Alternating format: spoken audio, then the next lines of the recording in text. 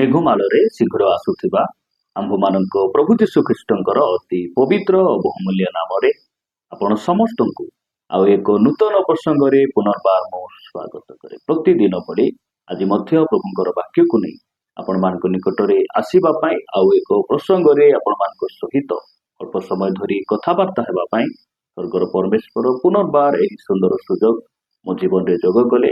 ସେଥିପାଇଁ ପ୍ରଭୁଙ୍କୁ ମୁଁ ହୃଦୟ ସହିତ ଧନ୍ୟବାଦ ଦିଏ। ଆସନ୍ତୁ ଆଜି ମଧ୍ୟ ପ୍ରଭୁଙ୍କ ବାକ୍ୟରୁ ଆମେ ଆଉ ଏକ ପ୍ରସଙ୍ଗରେ ଅଳ୍ପ ସମୟ କଥାବାର୍ତ୍ତା ହେବା। ଆଜି ଆମେ ଯେଉଁ ପ୍ରସଙ୍ଗରେ ପ୍ରଭୁଙ୍କ ବାକ୍ୟରୁ ଧ୍ୟାନ କରିବା, ସେହି ପ୍ରସଙ୍ଗର ଶୀର୍ଷକ ହେଲା ବାଇବଲ ଅନୁସାରେ କେଉଁମାନେ ଧନ୍ୟ ଅଟନ୍ତି। ଆଜିର ପ୍ରସଙ୍ଗ ହେଲା ବାଇବଲ ଅନୁସାରେ କେଉଁମାନେ ଧନ୍ୟ ଅଟନ୍ତି। ପ୍ରିୟ ପ୍ରଭୁଙ୍କ ଲୋକମାନେ, କେଉଁମାନେ ଧନ୍ୟ ଅଟନ୍ତି, ଏହି ଶବ୍ଦ ବାଇବଲରେ ଅନେକ ଥର ଲିପିବଦ୍ଧ କରାଯାଏ। ବାଇବଲର ପରମେଶ୍ୱର ବାରମ୍ବାର ଏହି ଶବ୍ଦ ମାଧ୍ୟମରେ ସେ ଆମ୍ଭମାନଙ୍କୁ ଶିକ୍ଷା ଚେତନା ଦେଇଛନ୍ତି। ଆଉ ଏହି ଅନେକ ଶବ୍ଦ ବାଇବଲରେ ଥିବା ସତ୍ତ୍ୱେ ମଧ୍ୟ ମୁଁ ଆପଣମାନଙ୍କ ନିକଟରେ କେବଳ 7 ବିଷୟ ରଖିବା ପାଇଁ ଚାହେଁ, ଯାହା ଆପଣମାନଙ୍କ ନିକଟରେ ରଖିବା ପାଇଁ ପରମେଶ୍ୱର ମୋତେ ଚାଳନା ପ୍ରେରଣା ଦେଲେ। ବାସ୍ତବରେ କେଉଁମାନେ ଧନ୍ୟ ଅଟନ୍ତି, ଆଜି ଆମେ ବାକ୍ୟରୁ 7 ବିଷୟ ଧ୍ୟାନ କରିବା। ପ୍ରିୟ ପ୍ରଭୁଙ୍କ ଲୋକମାନେ, ଏହି ଧନ୍ୟ ଶବ୍ଦର ଅର୍ଥ କଣ ଅଟେ? ଇଂରାଜୀ ବାଇବଲରେ ବ୍ଲେସେଡ୍ ବୋଲି ଲେଖାଯାଏ। ଆଉ ଏହି ଶବ୍ଦର ଅର୍ଥ ହେଲା ଆଶୀର୍ବାଦ ପ୍ରାପ୍ତ ଲୋକମାନଙ୍କୁ ବୁଝାଏ। ଧନ୍ୟ ବୋଲି କହିଲେ ଆଶୀର୍ବାଦ ପାଇଥିବା ଲୋକମାନଙ୍କୁ ବୁଝାଏ। ଆପଣମାନଙ୍କ ନିକଟରେ ବାକ୍ୟରୁ ଗୋଟେ ପଦ ପଢି ମୁଁ ଆପଣମାନଙ୍କୁ ବାକ୍ୟ ମଧ୍ୟକୁ ନେବା ପାଇଁ ଚାହେଁ। ଆଜିର ପ୍ରସଙ୍ଗରେ ଆଗକୁ ନେବା ପାଇଁ ଚାହେଁ। ଆପଣମାନେ ମୋ ସହିତ ଏଫେସୀୟ ପୁସ୍ତକ 1 ଅଧ୍ୟାୟକୁ ଆସିବେ। ଏଫେସୀୟ ପୁସ୍ତକ 1 ଅଧ୍ୟାୟ ତାର 3 ପଦରେ ସାଧୁ ପାଉଲ ଏ ପ୍ରକାର ଲେଖନ୍ତି, ଆମ୍ଭମାନଙ୍କ ପ୍ରଭୁ ଯୀଶୁଖ୍ରୀଷ୍ଟଙ୍କ ଈଶ୍ୱର ଓ ପିତା ଧନ୍ୟ ହୁଅନ୍ତୁ, ସେ ଖ୍ରୀଷ୍ଟଙ୍କ ଠାରେ ଆମ୍ଭମାନଙ୍କୁ ସମସ୍ତ ଆତ୍ମିକ ଆଶୀର୍ବାଦ ଦ୍ୱାରା ସ୍ୱର୍ଗରେ ଆଶୀର୍ବାଦ କରିଅଛନ୍ତି। ପ୍ରଭୁଙ୍କ ନାମର ଗୌରବ। ଏହି ଦୁନିଆରେ ଯେତେ ସବୁ ଲୋକମାନେ ଅଛନ୍ତି, କାହା ଜୀବନରେ ଆଶୀର୍ବାଦ ଦରକାର ନାହିଁ। ଯଦି ଆମେ ଜାଗତିକ ଦୃଷ୍ଟିରେ ଦେଖିବା, ସେମାନଙ୍କୁ ଆଶୀର୍ବାଦ ପ୍ରାପ୍ତ ବୋଲି କୁହାଯାଏ। ଯେଉଁମାନଙ୍କ ପାଖରେ ଧନ ସମ୍ପତ୍ତି ଅଛି, ଯେଉଁମାନେ ଶିଳ୍ପପତି, ଜ୍ଞାନରେ ବୁଦ୍ଧିରେ ବିଜ୍ଞ, ଘର ଦ୍ୱାର ସବୁ କିଛି ସେମାନେ ପାଇଛନ୍ତି, ସେମାନଙ୍କୁ ଜାଗତିକ ଭାବରେ ସେମାନେ ଆଶୀର୍ବାଦ ପାଇଛନ୍ତି। ସେମାନେ ଧନବାନ ଅଟନ୍ତି, ମାନ୍ୟଗଣ୍ୟ ଲୋକ ଅଟନ୍ତି ବୋଲି ଜଗତ ସେମାନଙ୍କୁ କହେ। କିନ୍ତୁ ଆମେ ଖ୍ରୀଷ୍ଟ ବିଶ୍ୱାସୀ ମାନେ, ଆମେ ବାଇବଲର ଚକ୍ଷୁରେ, ବାଇବଲର ଚଷମାରେ ଏବଂ ବାଇବଲର ଏଙ୍ଗେଲରେ ଯଦି ଆମେ ଯେତେବେଳେ ଦେଖୁ, ନିରୀକ୍ଷଣ କରୁ ଯେ ବାଇବେଲ ଆମ୍ଭମାନଙ୍କୁ କଣ କହେ। ସାଧୁ ପାଉଲ ଏହି ସ୍ଥାନ ଲେଖିଛନ୍ତି ଯେ ସମସ୍ତ ଆତ୍ମିକ ଆଶୀର୍ବାଦ ଦ୍ୱାରା ଆମର ପରମେଶ୍ୱର ଯୀଶୁଖ୍ରୀଷ୍ଟଙ୍କ ଠାରେ ଆମ୍ଭମାନଙ୍କୁ ସେ କଣ କରିଛନ୍ତି? ସ୍ୱର୍ଗରେ ସେ ଆମକୁ ଆଶୀର୍ବାଦ କରିଛନ୍ତି। ଆଜି ଆମେ ବାକ୍ୟରୁ ଦେଖିବା ଯେ ବାସ୍ତବରେ ଧନ୍ୟ କିଏ, ଆଶୀର୍ବାଦ ପ୍ରାପ୍ତ କିଏ। ମୁଁ ପ୍ରଥମରେ ପରମେଶ୍ୱରଙ୍କ ବିଷୟରେ କହିବା ପାଇଁ ଚାହେଁ, ଯେଉଁ ପରମେଶ୍ୱର ଆମ୍ଭମାନଙ୍କ ଆଶୀର୍ବାଦର କର୍ତ୍ତା ଅଟନ୍ତି। ଆପଣମାନେ ପଢିବେ ମୋ ସହିତ ମାଥ୍ୟୁ ଲିଖିତ ସୁସମାଚାର 21 ଅଧ୍ୟାୟକୁ ଆସିବେ। 21 ଅଧ୍ୟାୟ ତାର 9 ପଦରେ ଲେଖାଗଲା, ଯେଉଁ ସମୟରେ ଯୀଶୁଖ୍ରୀଷ୍ଟ ବିଜୟ ଯାତ୍ରା କରୁଛନ୍ତି ଆଉ ସେ ଗଧ ଉପରେ ସେ ଆହରଣ କରି ସେ ଆଗକୁ ବଢୁଛନ୍ତି, ସେଇ ସମୟରେ ଲୋକମାନେ କଣ ବୋଲି କହୁଛନ୍ତି? ଲେଖାଯାଏ 9 ପଦରେ, ମାଥ୍ୟୁ 21 ଅଧ୍ୟାୟ 9 ପଦ ଲେଖାଯାଏ, ଆଉ ତାହାଙ୍କ ଆଗରେ ଓ ପଛରେ ଯାଉଥିବା ଲୋକ ସମୂହ ଉଚ୍ଚ ସ୍ୱରରେ କହିବାକୁ ଲାଗିଲେ, ହୋଶାନା, ଦାଉଦ ସନ୍ତାନ, ପ୍ରଭୁଙ୍କ ନାମରେ ଯେ ଆସୁଅଛନ୍ତି ସେ ଧନ୍ୟ, ଊର୍ଦ୍ଧ୍ୱ ଲୋକରେ ହୋଶାନା। ସର୍ବପ୍ରଥମରେ ଆମେ ବାକ୍ୟରେ ଦେଖୁ, ବାଇବଲରେ ଦେଖୁ ଯେ ବାଇବଲର ପରମେଶ୍ୱର ଧନ୍ୟ ଅଟନ୍ତି। ଧନ୍ୟ ବୋଲି କହିଲେ ଆଶୀର୍ବାଦର କର୍ତ୍ତା ସେ ଅଟନ୍ତି। ଆମର ପରମେଶ୍ୱର ଆମକୁ କେବଳ ଆଶୀର୍ବାଦ କରିବା ପରମେଶ୍ୱର ନୁହନ୍ତି, ସେ ନିଜେ ଆଶୀର୍ବାଦ ଅଟନ୍ତି।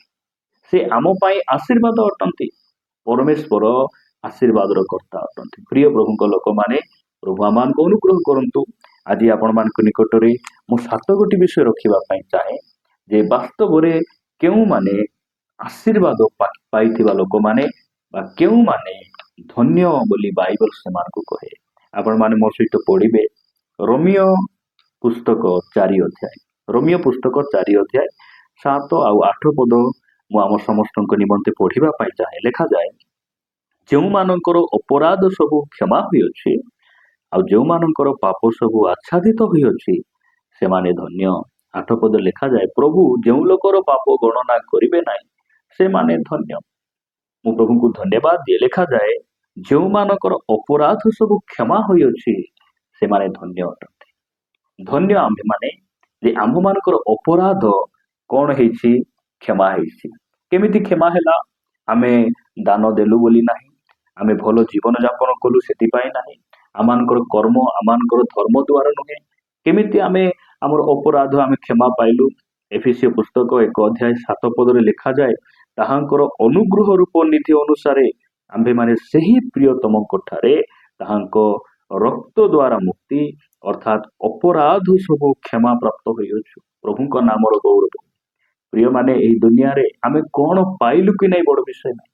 এই ଦୁନିଆରେ ହେଇପାରେ ଆପଣ ଘର ପାଇନାହାନ୍ତି, ଆପଣ ଚାକିରି ପାଇନାହାନ୍ତି, ହେଇପାରେ ଆପଣ ସୁସ୍ଥତା ପାଇନାହାନ୍ତି, ମାତ୍ର ଏଇସବୁ ବଡ଼ ବିଷୟ ନୁହେଁ। ବାଇବଲ ଏଇସବୁ ପାଇଥିବା ଲୋକମାନଙ୍କୁ ଧନ୍ୟ ବୋଲି କହେ ନାହିଁ। ଧନ୍ୟ ସେମାନେ ଯାହାର ପାପ କ୍ଷମା ହେଇଛି, ଯାହାର ଅପରାଧ କ୍ଷମା ହେଇଛି, ଯାହାର ପାପକୁ ପରମେଶ୍ୱର ଗଣନା କରୁନାହାନ୍ତି। ଯେଉଁ ବ୍ୟକ୍ତିକୁ ପରମେଶ୍ୱର କହୁଛନ୍ତି ଏ ଧାର୍ମିକ, ଏ ପବିତ୍ର, ମୋ ଦୃଷ୍ଟିରେ ଏ ସିଦ୍ଧ, ସେମାନେ ଧନ୍ୟ ଅଟନ୍ତି। ପ୍ରଭୁଙ୍କ ନାମର ଗୌରବ। ଯେବେ ଆମେ ମନ ପରିବର୍ତ୍ତନ କଲୁ ଏବଂ ସେହି ଯୀଶୁଖ୍ରୀଷ୍ଟଙ୍କ ରକ୍ତରେ ଆମେ ବିଶ୍ୱାସ କଲୁ, ଆମର ଅପରାଧ ସବୁ କ୍ଷମା ହେଇଗଲା। ଆଉ ପ୍ରଭୁ ଆମକୁ ସେ ଆଶୀର୍ବାଦ କରି ସେ କହୁଛନ୍ତି, ତୁମ୍ଭେମାନେ ଧନ୍ୟ ଅଟ। ଯେଉଁ ସମୟରେ ପୃଥିବୀ ପୃଷ୍ଠରେ ପ୍ରଭୁ ଯୀଶୁଖ୍ରୀଷ୍ଟ ଥିଲେ, ସେ ଧନୀ ଲୋକ ଆଉ ଲାଜାର ବିଷୟରେ ସେ ଶିକ୍ଷା ଦେଲେ। ଧନୀକୁ ସେଇଦିନ ଅନେକ ଲୋକ କହୁଥିବେ ଦେଖି ଯେ ସେ ଧନବାନ ଅଟେ, ସେ କେତେ ଆଶୀର୍ବାଦ ପ୍ରାପ୍ତ ଅଟେ। ଏହା ଜଗତର ଲୋକମାନଙ୍କ ଦୃଷ୍ଟିରେ ସେ ଧନ୍ୟ ଧନ୍ୟ ବୋଲି ଲୋକ କହିଲେ। ମାତ୍ର ପରବର୍ତ୍ତୀ ସମୟରେ ଆମେ ଦେଖୁଛୁ ଯେ 2 ଜଣଙ୍କର ମୃତ୍ୟୁ ହେଲା ପରେ ଆଶୀର୍ବାଦ ପ୍ରାପ୍ତ ପାଇଥିବା ଲୋକ କିଏ ଆମେ ପରେ ବୁଝୁଛୁ। ବାସ୍ତବରେ ଏହି ଜଗତରେ ଆମେ କିଛି ପାଇଲୁ କି ନାହିଁ ତାହା ବଡ଼ ବିଷୟ ନୁହେଁ। ଆମେ ଘର ପାଇନୁ, ଆମେ ଗାଡ଼ି ପାଇନୁ, ଚାକିରି ପାଇନୁ, ଆମେ ରୋଗରୁ ସୁସ୍ଥତା ପାଇଲୁ ନାହିଁ। ହେଇପାରେ ଆମେ କୋଉଠି ନା କୋଉଠି ଆମେ କଣ ହେଇଯାଇଛୁ, ହେଇପାରେ ଆମେ ଏହି ଜାଗତିକ ଭାବରେ ଆମେ ପଛରେ ଅଛୁ। ସେଇଟା ଆମ ପାଇଁ କୌଣସି ବଡ଼ ବିଷୟ ନୁହେଁ। କିନ୍ତୁ ଆମେ ପରିତ୍ରାଣ ପାଇଲୁ, ଆମର ପାପ କ୍ଷମା ପାଇଲୁ, ଏଇଟା ସବୁଠାରୁ ବଡ଼ ବିଷୟ। ପରବର୍ତ୍ତୀ ସମୟରେ ଆମେ ଦେଖୁଛୁ ସେଇ ଧନୀ ବ୍ୟକ୍ତି ସେ ମନ ପରିବର୍ତ୍ତନ କଲା ନାହିଁ, ସେ ଉଦ୍ଧାର ପାଇଲା ନାହିଁ ଏବଂ ପରବର୍ତ୍ତୀ ସମୟରେ ସେ ନର୍କ ଯନ୍ତ୍ରଣାରେ ପଡ଼ି ସେ କଲବଲ ହେଲା। ପ୍ରଭୁଙ୍କ ନାମର ଗୌରବ ହଉ। ସେ ଆମକୁ ଆମର ଅପରାଧକୁ ସେ କ୍ଷମା କଲେ। ଆଉ ସେ କହୁଛନ୍ତି ତୁମେ ଧନ୍ୟ ଅଟ। କେଉଁମାନେ ଧନ୍ୟ? ଯାହାର ପାପ କ୍ଷମା ହେଇଛି, ଯାହାର ଅପରାଧ କ୍ଷମା ହେଇଛି, ସେ ଧନ୍ୟ ବୋଲି ବାଇବଲ କହେ। ଆମେ ଦେଖିବା ଦ୍ୱିତୀୟ ବିଷୟ, ଆପଣମାନେ ମୋ ସହିତ ପଢ଼ିବେ ଲୁକ ଲିଖିତ ସୁସମାଚାର 11 ଅଧ୍ୟାୟ। ଲୁକ ଲିଖିତ ସୁସମାଚାର 11 ଅଧ୍ୟାୟ 27 ଆଉ 28 ପଦରେ ଲେଖାଯାଏ, ସେ ଏହି ସମସ୍ତ କଥା କହୁଥିବା ସମୟରେ ଲୋକ ସମୂହ ମଧ୍ୟରୁ ଜଣେ ସ୍ତ୍ରୀ ଲୋକ ଉଚ୍ଚ ସ୍ୱରରେ କହିଲା, ଧନ୍ୟ ସେଇ ଗର୍ଭ ଯାହା ତୁମକୁ ଧାରଣ କଲା ଓ ଧନ୍ୟ ସେଇ ସ୍ତନ ଯହିଁରୁ ତୁମେ ପାନ କଲ। ଏହିପରି କଥା କହୁଥିବା ସମୟରେ ଯୀଶୁଖ୍ରୀଷ୍ଟ କହୁଛନ୍ତି, ମାତ୍ର ସେ କହିଲେ, ନା, ଯେଉଁମାନେ ଈଶ୍ୱରଙ୍କ ବାକ୍ୟ ଶୁଣନ୍ତି ଓ ପାଳନ କରନ୍ତି ବରଂ ସେହିମାନେ ଧନ୍ୟ। ପ୍ରଭୁଙ୍କ ନାମର ଗୌରବ। ଦ୍ୱିତୀୟ ବିଷୟ, କେଉଁମାନେ ଧନ୍ୟ ବୋଲି ବାଇବଲ କହେ? ଯେଉଁମାନେ ପ୍ରଭୁଙ୍କର ବାକ୍ୟ ଶୁଣନ୍ତି ଆଉ ପାଳନ କରନ୍ତି। ବାକ୍ୟ ତ ଅନେକ ଶୁଣନ୍ତି, ମଣ୍ଡଳୀରେ ବସି ମଧ୍ୟ ଶୁଣନ୍ତି, ୟୁଟ୍ୟୁବରେ ଶୁଣନ୍ତି, ମିଟିଂରେ ଗଲେ ସେମାନେ ଶୁଣନ୍ତି, କିନ୍ତୁ ଶୁଣିବା ଲୋକମାନେ ଧନ୍ୟ ନୁହନ୍ତି। ଯେଉଁମାନେ ପ୍ରଭୁଙ୍କର ବାକ୍ୟକୁ ଶୁଣନ୍ତି ଆଉ ପାଳନ କରନ୍ତି ସେମାନେ ଧନ୍ୟ ଅଟନ୍ତି। ଆମେ ବାକ୍ୟର ଶ୍ରୋତା ମାତ୍ର ନ ହୋଇ ଆମେ ବାକ୍ୟର କର୍ମକାରୀ ହେବା, ବାକ୍ୟକୁ ପାଳନ କରିବା ଲୋକ ହେବା, ଏହା ପରମେଶ୍ୱରଙ୍କ ଇଚ୍ଛା। ଆଉ ସେମାନେ ଧନ୍ୟ ଅଟନ୍ତି ଯେଉଁମାନେ ଈଶ୍ୱରଙ୍କ ବାକ୍ୟ ଶୁଣନ୍ତି ଆଉ ବାକ୍ୟ ଅନୁସାରେ ବଞ୍ଚନ୍ତି ବା ପାଳନ କରନ୍ତି, ସେମାନେ ଧନ୍ୟ ଅଟନ୍ତି। ତୃତୀୟ ବିଷୟ ଆପଣମାନଙ୍କ ନିକଟରେ ମୁଁ ରଖିବା ପାଇଁ ଚାହେଁ, ଆପଣମାନେ ମୋ ସହିତ ପ୍ରକାଶିତ ବାକ୍ୟକୁ ଆସିବେ। ପ୍ରକାଶିତ ପୁସ୍ତକ 14 ଅଧ୍ୟାୟକୁ ଆସିବେ। 14 ଅଧ୍ୟାୟ ତାର 13 ପଦରେ ଲେଖାଗଲା। ପ୍ରକାଶିତ ପୁସ୍ତକ 14 ଅଧ୍ୟାୟ 13 ପଦରେ ଲେଖାଗଲା, ପୁଣି ମୁଁ ସ୍ୱର୍ଗରୁ ଏହି ବାଣୀ ଶୁଣିଲି, ଲେଖ, ଯେଉଁମାନେ ଏଣିକି ପ୍ରଭୁଙ୍କ ଠାରେ ଥାଇ ମରନ୍ତି ସେମାନେ ଧନ୍ୟ। ହଁ, ଆତ୍ମା କହୁଅଛନ୍ତି ସେମାନେ ଆପଣା ଆପଣା ପରିଶ୍ରମରୁ ବିଶ୍ରାମ ପ୍ରାପ୍ତ ହେବେ, କାରଣ ସେମାନଙ୍କ କର୍ମ ସେମାନଙ୍କର ଅନୁବର୍ତ୍ତୀ ହେବ। ପ୍ରଭୁଙ୍କ ନାମର ଗୌରବ ହଉ। କେଉଁମାନେ ଧନ୍ୟ ବୋଲି ବାଇବଲ କହେ? ଯେଉଁମାନେ ପ୍ରଭୁଙ୍କ ଠାରେ ଥାଇ ମରନ୍ତି ସେମାନେ ଧନ୍ୟ ଅଟନ୍ତି। ପ୍ରଭୁଙ୍କ ଠାରେ ଥିବାର ଅର୍ଥ ମଣ୍ଡଳୀରେ ରହିବା ନୁହେଁ। ପ୍ରଭୁଙ୍କ ଠାରେ ଥିବା ଅର୍ଥ କ୍ୱାର ଟିମ୍ରେ ରହିବା ନୁହେଁ, ସେବାରେ ରହିବା ନୁହେଁ। ପ୍ରଭୁଙ୍କ ଠାରେ ଥିବା ଅର୍ଥ ହେଲା ପ୍ରଭୁଙ୍କ ପରି ଜୀବନ ଯାପନ କରିବା। ପ୍ରଭୁଙ୍କ ଠାରେ ରହିବାର ଅର୍ଥ ହେଲା ପବିତ୍ର ଜୀବନ ଯାପନ କରିବା। ଯେଉଁମାନେ ପ୍ରଭୁଙ୍କ ଠାରେ ଥାଇ ମରନ୍ତି ସେମାନେ ଧନ୍ୟ ଅଟନ୍ତି। ସାଧୁ ପାଉଲ ପ୍ରଥମ ଥେସଲୋନିକୀୟ 4:16 କହିଲେ, ଯେଉଁମାନେ ଖ୍ରୀଷ୍ଟଙ୍କ ଠାରେ ଥାଇ ମରନ୍ତି ସେମାନେ ପ୍ରଥମରେ ଉଠିବେ। କେତେବେଳେ? ଯେବେ ପ୍ରଭୁ ଯୀଶୁ ଖ୍ରୀଷ୍ଟଙ୍କର ଆଗମନ ହେବ। ମେଘମାଳରେ ସେ ଯେବେ ତାହାଙ୍କର ମନୋନୀତ ଲୋକମାନଙ୍କୁ ନେବା ପାଇଁ ଆସିବେ, ସେହି ସମୟରେ ଯେଉଁମାନେ ପ୍ରଭୁଙ୍କ ଠାରେ ଥାଇ ମରିଛନ୍ତି ସେମାନେ ପ୍ରଥମରେ ଉଠିବେ। ଆଉ ଲେଖାଯାଏ ଯେ ପ୍ରକାଶିତ ପୁସ୍ତକରେ ଯେଉଁମାନେ ପ୍ରଭୁଙ୍କ ଠାରେ ଥାଇ ମରନ୍ତି ସେମାନେ ଧନ୍ୟ। ଧନ୍ୟ ସେମାନେ। ପ୍ରିୟମାନେ, ଆମେ କେବଳ ମଣ୍ଡଳୀରେ ରହିଲେ ହେବ ନାହିଁ, ଆମେ ମଣ୍ଡଳୀର ପଦପଦବୀରେ ରହିଲେ ହେବ ନାହିଁ। ଆମେ ପ୍ରଭୁଙ୍କ ଠାରେ ରହି ଆମେ ଜୀବନ ଯାପନ କରିବା। ପ୍ରଭୁଙ୍କ ଠାରେ ରହି ଆମେ ମୃତ୍ୟୁବରଣ କରିବା। ତାହେଲେ ଆମ ଜୀବନ ଧନ୍ୟ ହେବ, ଆମମାନଙ୍କର ହୃଦୟ ଧନ୍ୟ ହେଇଯିବ, ଆମମାନଙ୍କର ଭବିଷ୍ୟତ ଧନ୍ୟ ହେଇଯିବ। ପ୍ରିୟମାନେ, ପ୍ରଭୁ ଆମମାନଙ୍କୁ ଅନୁଗ୍ରହ କରନ୍ତୁ। ଆପଣମାନଙ୍କ ନିକଟରେ ମୁଁ ଚତୁର୍ଥ ବିଷୟ ରଖିବା ପାଇଁ ଚାହେଁ। ଚତୁର୍ଥ ବିଷୟ, ପୁରାତନ ନିୟମରୁ ଆମେ ଗୋଟେ ବାକ୍ୟ ପଢିବା। ପ୍ରଥମ ଗୀତ ସଂହିତା ପ୍ରଥମ ଅଧ୍ୟାୟ, ଏହି ସ୍ଥାନ ଲେଖାଯାଏ 1 ଆଉ 2 ପଦ। ଯେଉଁ ଜନ ଦୁଷ୍ଟମାନଙ୍କ ମନ୍ତ୍ରଣାରେ ଚାଲେ ନାହିଁ, ବା ପାପୀମାନଙ୍କ ମାର୍ଗରେ ଠିଆ ହୁଏ ନାହିଁ, କିମ୍ବା ନିନ୍ଦକମାନଙ୍କ ସଭାରେ ବସେ ନାହିଁ, ମାତ୍ର ସଦାପ୍ରଭୁଙ୍କ ବ୍ୟବସ୍ଥାରେ ଯାହାର ଆମୋଦ ଥାଏ ଓ ଯେ ଦିବାରାତ୍ର ତାହାଙ୍କର ବ୍ୟବସ୍ଥା ଧ୍ୟାନ କରେ ସେ ଧନ୍ୟ। ପ୍ରଭୁଙ୍କ ନାମର ସ୍ତୁତି ହେଉ। କେଉଁମାନେ ଧନ୍ୟ? ଯେଉଁମାନେ ସଦାପ୍ରଭୁଙ୍କର ବ୍ୟବସ୍ଥାକୁ ସେମାନେ କଣ କରନ୍ତି? ଦିବାରାତ୍ର ଆମୋଦ କରନ୍ତି। ଯାହାର ଓ ପ୍ରଭୁଙ୍କର ବାକ୍ୟରେ ଯାହାର ଆମୋଦ ଥାଏ, ଆନନ୍ଦ ଥାଏ, ଖୁସି ଥାଏ, ସେମାନେ ଧନ୍ୟ। ବାଇବଲରେ ପରମେଶ୍ୱର 150ଟି ଗୀତ ଲେଖିଦେଲେ। 150ଟି ଗୀତ ମଧ୍ୟରୁ ପ୍ରଥମ ଗୀତ ସେ ଲେଖୁଛନ୍ତି ଯେ ପୃଥକୀକୃତ ଜୀବ। ଯେଉଁମାନେ ପୃଥକୀକୃତ ଜୀବନ ଯାପନ କରନ୍ତି ସେମାନେ ଧନ୍ୟ ଅଟନ୍ତି। ଖ୍ରୀଷ୍ଟିଆନ ଜୀବନ ଗୋଟେ ପୃଥକୀକୃତ ଜୀବନ ଅଟେ। ଏଇଟା ଲେଖାଯାଏ ଯେ ଯେଉଁ ଜନ ଦୁଷ୍ଟମାନଙ୍କ ମନ୍ତ୍ରଣାରେ ଚାଲେ ନାହିଁ, ପାପୀମାନଙ୍କ ମାର୍ଗରେ ଠିଆ ହୁଏ ନାହିଁ, ଆଉ ନିନ୍ଦକମାନଙ୍କ ସଭାରେ ବସେ ନାହିଁ। ଏଇଟା ହଉଛି ପୃଥକୀକୃତ ଜୀବନ। ଯେଉଁମାନେ ପୃଥକୀକୃତ ଜୀବନ ବିତାନ୍ତି ସେମାନେ ଧନ୍ୟ ଅଟନ୍ତି, ସେମାନେ ଆଶୀର୍ବାଦ ପ୍ରାପ୍ତ ଲୋକମାନେ ଅଟନ୍ତି। ଆପଣ ପଢିବେ 2 କରିନ୍ଥୀୟ 6:17 ଆଉ 18 ପଦରେ ସାଧୁ ପାଉଲ ସେ ଏହି ପ୍ରକାର କହୁଛନ୍ତି। ଆପଣମାନେ ପଢିବେ 2 କରିନ୍ଥୀୟ 6:17 ଆଉ 18 ପଦ। ଏଣୁ ପ୍ରଭୁ ଏହା କହନ୍ତି, ତୁମ୍ଭେମାନେ ସେମାନଙ୍କ ମଧ୍ୟରୁ ବାହାରି ଆସ, ଆଉ ପୃଥକ ହୁଅ, ଆଉ ଅଶୁଚି ପଦାର୍ଥ ସ୍ପର୍ଶ କର ନାହିଁ। ପୁଣି ଆମ୍ଭେ ତୁମ୍ଭମାନଙ୍କୁ ଗ୍ରହଣ କରିବା, ଆମ୍ଭେ ତୁମ୍ଭମାନଙ୍କର ପିତା ହେବା, ପୁଣି ତୁମ୍ଭେମାନେ ଆମର ପୁତ୍ର କନ୍ୟା ହେବ। ଏହା ସର୍ବଶକ୍ତିମାନ ପ୍ରଭୁ କହନ୍ତି। ପ୍ରଭୁଙ୍କ ନାମର ଗୌରବ ହଉ। କେତେବେଳେ ସେ ଆମର ପ୍ରଭୁ ହେବେ? କେତେବେଳେ ଆମେ ତାହାଙ୍କର ସନ୍ତାନ ହେବା? ଯେବେ ଆମେ ପୃଥକ ହେବା, ଯେବେ ଆମେ ସେମାନଙ୍କଠାରୁ ବାହାରି ଆସିବା। କେଉଁମାନଙ୍କ ଠାରୁ? ଯେଉଁମାନେ କୁଟିଳ ବଂଶ, ଯେଉଁମାନେ ମନ ପରିବର୍ତ୍ତନ କରିନାହାନ୍ତି, ଯେଉଁମାନେ ବାକ୍ୟ ଶୁଣି ମଧ୍ୟ ଅବାଧ୍ୟ ଅଟନ୍ତି, ଯେଉଁମାନେ ନିନ୍ଦକ, ଯେଉଁମାନେ ପାପୀ, ଦୁଷ୍ଟ, ଆଉ ଯେଉଁମାନେ ବେବିଚାରୀ, ସେମାନଙ୍କ ଠାରୁ ଆମେ ପୃଥକ ଯଦି ରହିବା ତାହେଲେ ପରମେଶ୍ୱର ଆମକୁ କଣ କରିବେ? ଗ୍ରହଣ କରିବେ। ସେଥିପାଇଁ ଗୀତ ସଂହିତାରେ ଆମେ ପଢିଲୁ ଯେ ଯେଉଁ ଜନ ଦୁଷ୍ଟମାନଙ୍କ ମନ୍ତ୍ରଣାରେ ଚାଲେ ନାହିଁ, ପାପୀମାନଙ୍କ ମାର୍ଗରେ ଠିଆ ହୁଏ ନାହିଁ, କିମ୍ବା ନିନ୍ଦକମାନଙ୍କ ସଭାରେ ବସେ ନାହିଁ, ମାତ୍ର ସଦାପ୍ରଭୁଙ୍କ ବ୍ୟବସ୍ଥାରେ ଯାହାର ଆମୋଦ ଥାଏ ସେ ଧନ୍ୟ। ପ୍ରଭୁ ଆମମାନଙ୍କୁ ଆଶୀର୍ବାଦ କରନ୍ତୁ। ପ୍ରଭୁ ଆମମାନଙ୍କୁ ଅନୁଗ୍ରହ କରନ୍ତୁ ଏସବୁ ବାକ୍ୟକୁ ବୁଝିବା ପାଇଁ। ଆପଣମାନଙ୍କ ନିକଟରେ ମୁଁ ପଞ୍ଚମ ବିଷୟ ରଖିବା ପାଇଁ ଚାହେଁ। ପଞ୍ଚମ ବିଷୟ ଆପଣମାନେ ମୋ ସହିତ ପଢିବେ ଯାକୁବ ପୁସ୍ତକ 1 ଅଧ୍ୟାୟ। ଯାକୁବ ପୁସ୍ତକ 1 ଅଧ୍ୟାୟ। ଆପଣମାନଙ୍କ ନିକଟରେ ମୁଁ 12 ପଦ ପଢିବା ପାଇଁ ଚାହେଁ। ଲେଖାଯାଏ, ଯେଉଁ ଲୋକ ପରୀକ୍ଷା ସହ୍ୟ କରେ ସେ ଧନ୍ୟ, କାରଣ ପ୍ରଭୁ ଆପଣା ଲୋକମାନଙ୍କୁ ଯେଉଁ ଜୀବନ ରୂପ ମୁକୁଟ ଦେବାକୁ ପ୍ରତିଜ୍ଞା କରିଅଛନ୍ତି, ପରୀକ୍ଷା ସିଦ୍ଧ ହେଲା ଉତ୍ତାରେ ସେହି ଲୋକ ସେହି ମୁକୁଟ ପ୍ରାପ୍ତ ହେବ। ପ୍ରଭୁଙ୍କ ନାମର ସ୍ତୁତି ହେଉ। ଯେ ପରୀକ୍ଷା ସହ୍ୟ କରେ ସେ ଧନ୍ୟ। ଯେ ପରୀକ୍ଷାରେ ପରାଜୟ ହେଇଯାଏ, ଯେ ପରୀକ୍ଷାରେ ପ୍ରଭୁଙ୍କୁ ପିଠି ଦେଖାଏ ସେ ଧନ୍ୟ ନୁହେଁ ଯେ ପରୀକ୍ଷାକୁ ସହ୍ୟ କରେ। ପରୀକ୍ଷା ଜୀବନରେ ଆସିବା ଆଶୀର୍ବାଦ ଅଟେ। ଯେତେବେଳେ ଆମ ଜୀବନରେ ପରୀକ୍ଷା ଆସେ ନାହିଁ, ପ୍ରଲୋଭନ ଆସେ ନାହିଁ, କେବେ ମଧ୍ୟ ଆମେ ବଢି ପାରିବା ନାହିଁ, ଆତ୍ମିକ ଜୀବନରେ ବଢି ପାରିବା ନାହିଁ। ସ୍କୁଲର ଛାତ୍ରମାନଙ୍କୁ ଆପଣ ଦେଖନ୍ତୁ, ସେମାନଙ୍କ ପ୍ରତିବର୍ଷ ପରୀକ୍ଷା ହୁଏ। ଆଉ ପରୀକ୍ଷା ହେଲା ପରେ ସେମାନେ ପ୍ରଥମରୁ ଦ୍ୱିତୀୟ, ଦ୍ୱିତୀୟରୁ ତୃତୀୟ, ତୃତୀୟରୁ ଚତୁର୍ଥ ପର୍ଯ୍ୟନ୍ତ ସେମାନଙ୍କର ଶ୍ରେଣୀ କ'ଣ ହୁଏ? ବୃଦ୍ଧି ହୁଏ। ଠିକ୍ ସେହିପରି ଖ୍ରୀଷ୍ଟିଆନ ଜୀବନରେ ପରୀକ୍ଷାର ଆବଶ୍ୟକ ରହିଛି।